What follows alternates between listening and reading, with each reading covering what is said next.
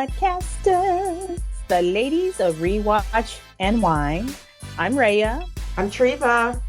And Lynn. And we are here to bring to you the book to movie adaptation of Lady in the Lake. Lady in the Lake was released in 2019, and it was actually based in Maryland, where we're from. Yeah. Maryland, not Baltimore, but Maryland. Yeah, that's true. The book is based on two unrelated deaths that happened in Baltimore, one of a 30-year-old woman and then one of an 11-year-old girl. And it turned out that it was underreported, so it actually ended up being kind of a big deal. I love it. I love the Maryland references in books that are sort of local to us, whether it's Maryland, DC, or Virginia. I think we did some books in the past where it was Virginia. I think To All the Boys, that series, there was some references to Virginia. But I don't know. I just love it. Yeah, it's fun when you know what they're talking about. And it's like, that's so true. So before we get started on the adaptation of the book, would you like to talk about the wine, Rhea? Hey, everybody. So what I am finishing off is my Apothic White. It's been a fun day today, so I kind of kicked it off early. Really, really good if you haven't had it. Let's see what's in here, because is that a sweet one or no? It's not really sweet, but you probably would like it. It's not sweet enough for me. It's not what I would normally get, but I was gifted this, and so I'm drinking it. So Apothic is right around my level of sweet. So as we know, that's not very sweet. So I would say it's more of a Lynn level than super sweet. Okay. I can't handle super sweet anymore. And I apologize. I'm a little cross-eyed right now from what I've been drinking. Well, I was just trying. It's a little peach and apricot flavor. It says it's crisp, and that's all I can read. It always tastes a little bit like melon-like to me. You think? Let's try one more. Double down just to taste it. Mouth off from the sound, like yes, an Asian movie going on right now. I'm sorry. It is. Oh, but before we start, we forgot to say about the book, and then the, what do you call it, series was released July 19th, 2024. So about this adaptation, well, from the book, first of all, before we get into the book, we have a star from the adaptation that was actually in the series on this recording right now. Treva makes an appearance in this adaptation, so I had to point that out before I got distracted by life, book, and liberty there. So had to say that. Well, let me just say that since you brought that up, that and it's just a background role, so if you blink, you will miss me, but it's in like a beauty shop.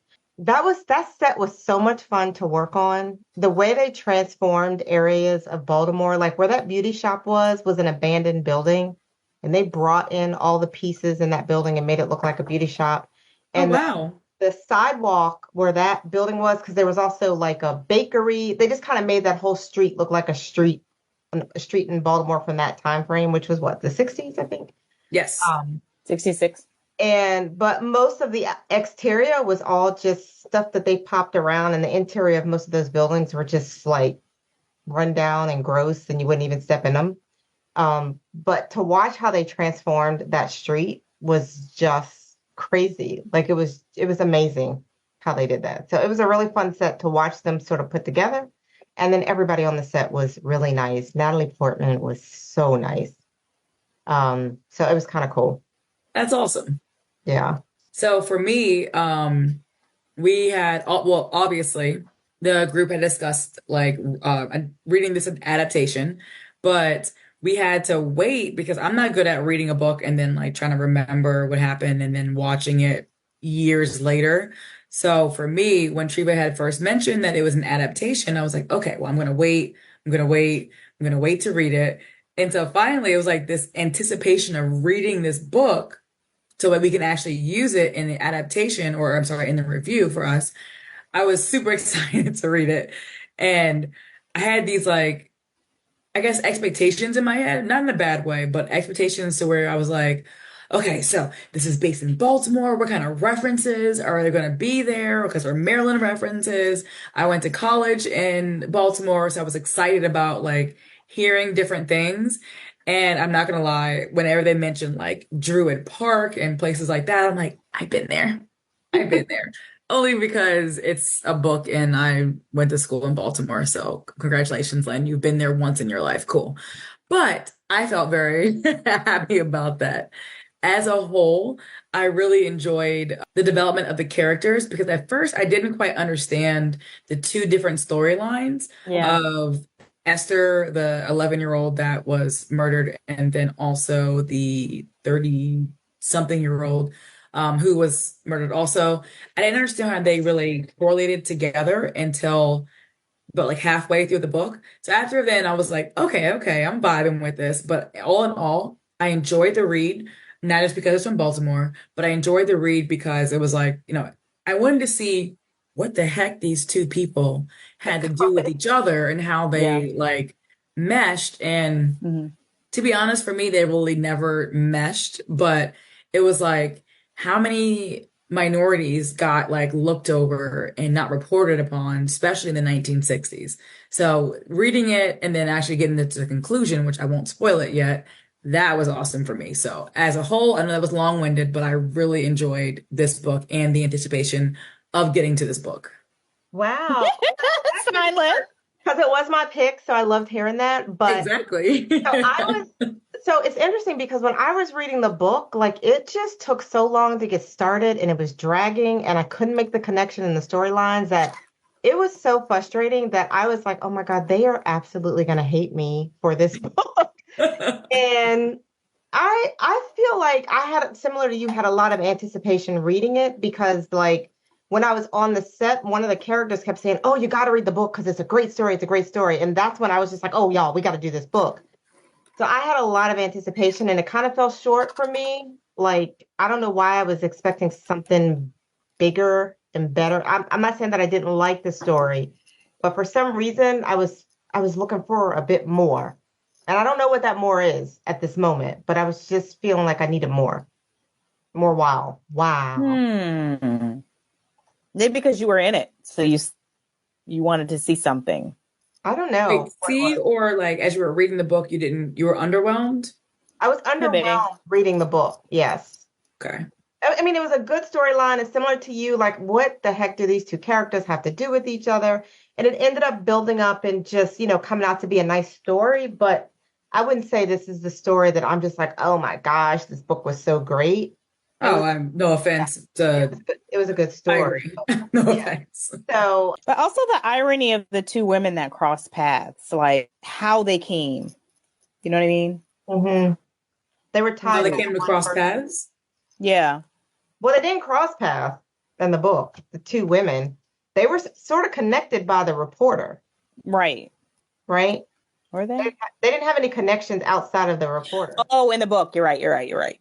Yeah. Yeah, and not to spoil the adaptation, but in the book there was like a clear divide to where it was two different stories that happened to be to me it perceived they were happening at the same time, but they didn't actually cross paths besides Right. the pattern of reading, I mean not reading, reporting as like a reporter for it.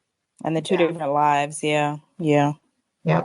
So, but now when you talk about the adaptation, I mean, that was the significant change that they made in the movie that I actually think helped enhance the story a little bit because it made it mesh a little bit better.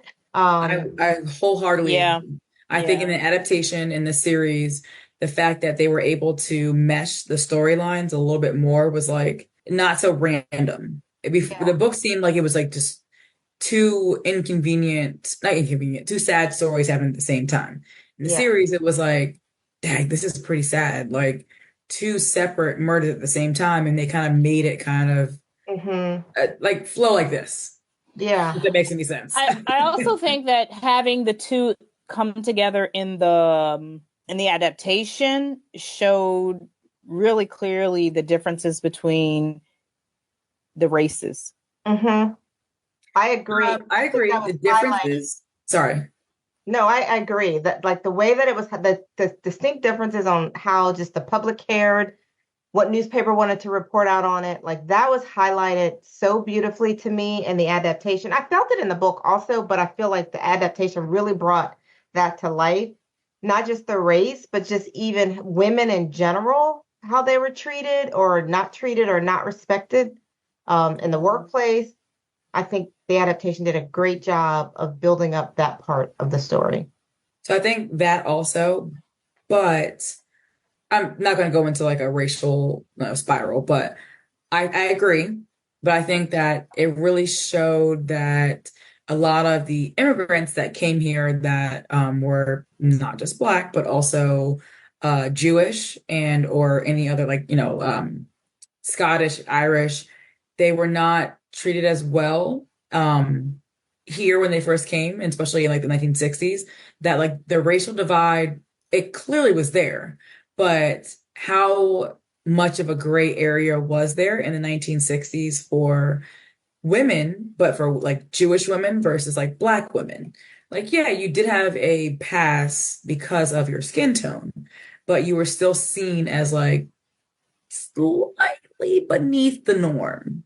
Hmm. And I think that, like, it's of course over time evolving, but I feel like the adaptation paid justice to that very well. I said beautifully, and I agree with that. Yeah, Yeah. so too. I really do. So, I mean, were there any changes in the adaptation that you guys just hated? I hated the club. I hated that the guy was like what was he? What was he? A gambler or something? Like the guy she was in love with. The Was it Wood Harris or no? I don't know. That Cleo was in love with? Yeah, that drove me crazy. Like the store, he was the cleaners, Huh? the dry cleaner. Wait, who was in love with the dry cleaner? Cleo. Red, did you watch the same series? Her husband that, Her husband was the comedian, but she loved yeah. him. Yeah, but in the series, it was a dry cleaner she was messing with. It wasn't no husband. In the series, she was with her husband. She didn't. There was no husband in the book. That's what I Yeah. mean in the book. Okay, what are you saying? I didn't like that. Oh, you didn't like the fact that a husband was added to the adaptation. Oh, I see.